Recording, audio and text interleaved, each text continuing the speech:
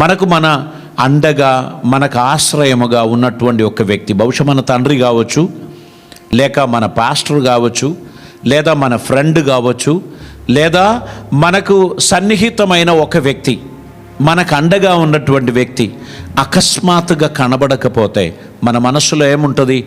దిగులు ఉంటుంది. ఇక నాకెవరున్నారు, నన్ను ఎవరు పట్టించుకుంటారు, నాకెవరు సహాయం చేస్తారు, నా ఆశ్రయం, నా ఆదరణ నష్టమైంది అని మనం అనుకుంటాం. కానీ గుర్తుపెట్టుకోండి, దేవుడు తన వాక్యం చేత మనల్ని ధైర్యపరుస్తారు, తన దూతల ద్వారా మనల్ని ధైర్యపరుస్తారు, తన స్వప్నము ద్వారా, దర్శనముల ద్వారా మనల్ని ధైర్యపరుస్తారు. ఎప్పుడు కూడా మన ఆశ్రయమును మనం విడిచిపెట్టవద్దు. మనం దేవుని అందున్న విశ్వాసమును మనం విడిచిపెట్టకూడదు. ఆయన మన జీవితంలో అద్భుతమైన కార్యములు చేయడానికి వివిధమైన మార్గము గుండా దేవుడు తన కార్యములు చేస్తాడు.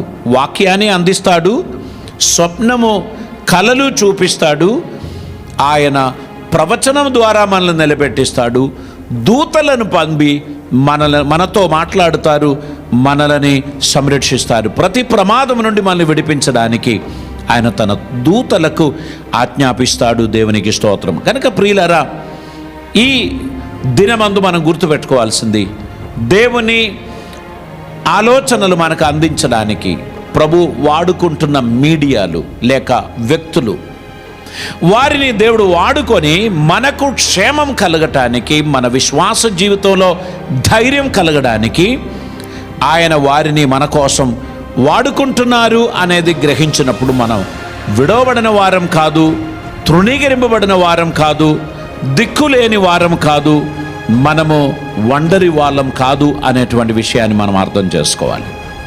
నువ్వు ఒంటరిగా ఉన్నా దేవుడు నీకు అండగా ఉంటాడు. నీవు నిరాశలో ఉన్నా దేవుడు నిన్ను లేవనెత్తుతాడు. నీవు రోగముల మధ్య నలిగిపోవచ్చున్నా దేవుడు నీకు సహాయం చేస్తాడు. అధైర్యపడకుండా దేవుని సన్నిధిలో కనిపెట్టుచున్న తన బిడ్డలకు దేవుడు జయము, క్షేమము, ఐశ్వర్యము, సమాధానము కలుగజేస్తాడు.